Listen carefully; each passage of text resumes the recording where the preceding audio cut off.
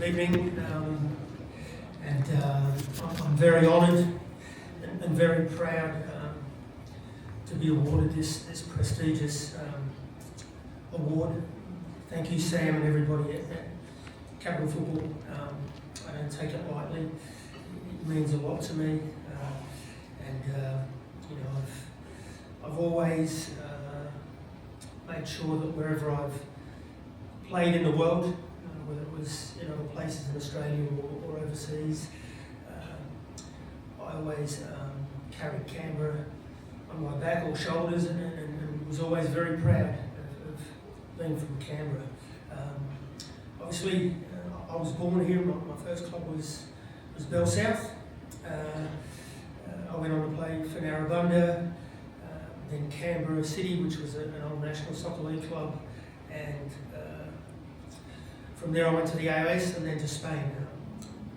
But I wrote down a few names because I think it's important. Some of them are here and some are not, and they were coaches that I had as a kid growing up here in Canberra, and mentors.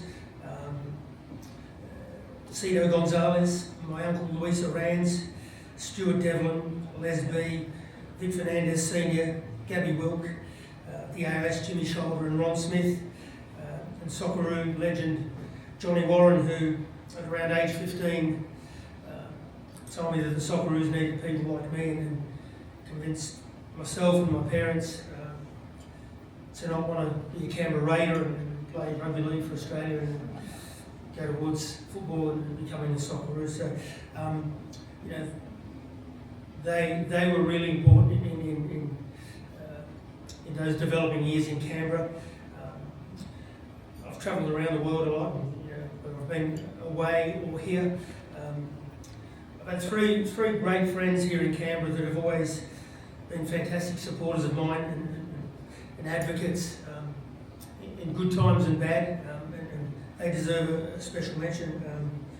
Angelo Constantino, Russ Gibbs and Frank Haysha, really wonderful people and good people that love football, that love football in this city, and have always been there for me. I suppose I'm just a kid from Canberra. Grew up in Belconnen and went to Belconnen High School and Dixon College at the AOS, and dreamed of playing for the national team, for the Socceroos. Dreamed of playing on the big stages in the world, and then by 18, 19 I played against Real Madrid at the Bernal, and I played in most of the big stadiums of Spain. I played against Argentina at the River Plate, played at Wembley Stadium, I played against Manchester United, Manchester City. So I wasn't the greatest Socceroo, but I wasn't the worst Socceroo either, and I've lived the dream. It's been a beautiful journey, but not without its dark days. And there's a character trait that isn't spoken enough of, I believe, and it's resilience. And for anyone coming through in this game, it's something that you need bundles of. Resilience is something that's got me through. I was told at a young age that I would never be able to play professional sport or even walk around without pain in my left knee, and I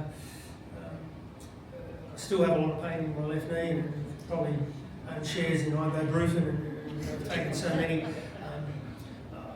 I lost track there. I've had too much head trauma as well.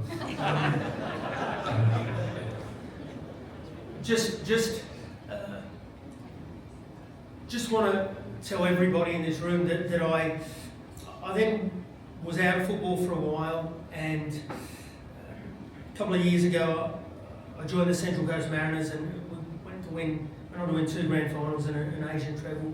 And but I wish I'd done it here for Canberra. And I've always had to leave this place to try and achieve something in football, or achieve something grander in football. And I just hope that one day all the clubs and the governing body can get together and all be on the same page, one kind of mutual goal. I hope we get a Canberra United A-League side that encompasses the men and the women, and because even from when I was a little kid, we used to get spanked by New South Wales and Victoria and everybody. I believed that I could play on the big stages of Europe and South America. I believed that I could become a Socceroo, and I believe that this city, Canberra, can be the leading light of football in this country one day. There's a lot of kids that play. We just need the right processes and environments and cultures put into place, and so that's something that is kind of on my wish list. We should fear nobody, and we should one day have a men's A-League side and a women's A-League side that are dominating Asian football, not just Australian football, but Asian football. And if I can be a part of that, then that would be a great thing. So I could stand up here and tell you a million stories, good and bad, all night, and so that's for another day. I won't hold you too long. I'd just probably like to dedicate that to my mother, to my daughter, to my granddaughter, to my amazing wife, Janie, who is probably the reason I'm up here and still alive and talking to you, and especially for my father.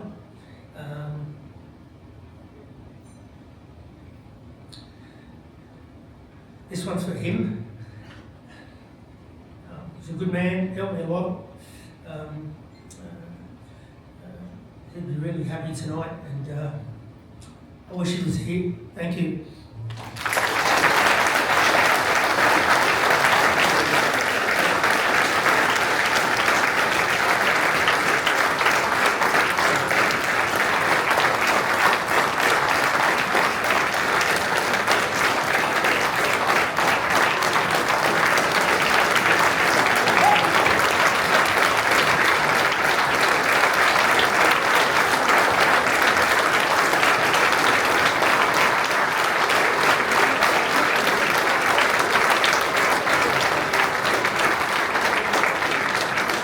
Okay, so those are wonderful words, and I, as a sports journalist as well, am not going to let you walk off stage without just having a little bit of backwards and forwards here. It's unplanned. So I know you've done a million interviews, and I've seen many of them, and I know you get asked questions about David Beckham and all of that sort of stuff. I'm not going to ask that. I've got a couple for you. So let's talk about a highlight or your favourite moment in Canberra football, not on the world stage, but what's the one thing that you'll always have with you, and always that one thing, that one moment that you loved when you were playing locally? I think there are many moments, but I loved growing up in this city, many years ago, and football was very popular, to be honest with you, and all the migrants, the immigrants from Croatia, from Spain, from Italy, Serbia, everywhere. It was just the greatest and fondest memories of being a little kid and going to Deakin Oval and going to watch Olympics, and just all the communities that were building Australia at the time, and for me, watching older pros play 30, 40 years ago in Canberra, guys that had played, in European football, and the little bits of advice that they give you, and it's just those little things that stay with me forever. Playing for Narrabundah that came up before, we were probably at the time the best under-20s team in the nation, I believe, and I was only 14, 15 playing for them. After Belconnen didn't want to sign me, so I had to get that one in, didn't I? So yeah, just those memories of being in a beautiful football community as a young kid, and going back to the Spanish club after to games on weekends, and all the other, you know, I've got a lot of friends here that play football, and you know, that would go back to the Croatian club, back to the Italian club, you know, to the Olympics. So it's, they're nice memories of growing up in a nice Canberra, and I was fortunate we had an old A-League club, was the National Soccer League, and Canberra City were part of it, so I quickly went to that, and then within a year I left that behind. I went into the AIS program, and you know, that was a beautiful time as well, and met some fantastic footballers and played with some fantastic people. And I was the first Socceroo in Australia and ended up playing in Spain, but in that same AIS side we had Frank Farina, that went on to become a Socceroo legend, Socceroo coach, and became the first Australian to play in Italy in Serie A. So yeah, my childhood was okay in regards to sport. You know, played a lot of rugby league, did a lot of summer months with just athletics and cricket, and there was no pathway. There are no pathways now. Anybody that tells you this way and that way, you create your own pathway. It's not set here or it's not set there. You just find your own pathway, play in a team that you're happy in, that allows you to express yourself, allows you to love the game, you know, and then everything else is you. Find a wall, kick a ball against it for hours and hours and hours. You know, find a hill and sprint up it. You know, find a lake and swim across it. You know, so there's no secret. So, but Canberra was. I still have a lot of fond memories, and I always come back here, and I just hope one day I can come back to a wonderful A-League club that's, like I said, dominating Asia. Okay, so that's amazing. I'll give you one more. I want you to put us in your shoes when you're running out to those full European stadiums, 80, 90, 100,000, hugely passionate fans. What's that like?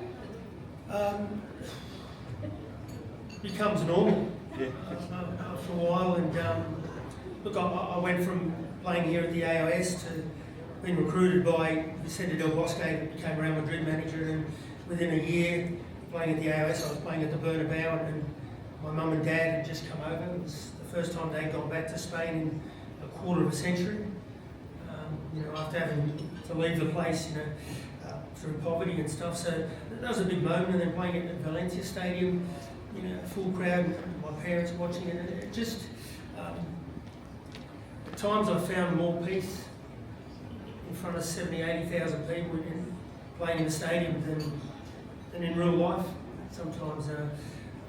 But just, I've been very fortunate, you know, I've played at Wembley, I've played at all the big stadiums. Played against Man United, Roy Keane, Scholes, Schmeichel, Cantona, you know, the whole lot. And so, have I worked hard for it? Have I sacrificed? Yeah, I've been very blessed as well. But I suppose I'm an example and a beacon of light, if you could say, for kids in this city, that you can be from Canberra, and you know, I did it on one leg. You know, like if. You know, you can be a kid from here and you can play for Man United, you can play for Manchester City, you can play for Real Madrid one day. It's about what's in your heart and what's in your soul and how much you want to work for it. Yeah. All right, mate. Well, thank you. Yeah, thank you for staying on stage, for your insights and your experiences. Once again, please say thank you and well done to Andy.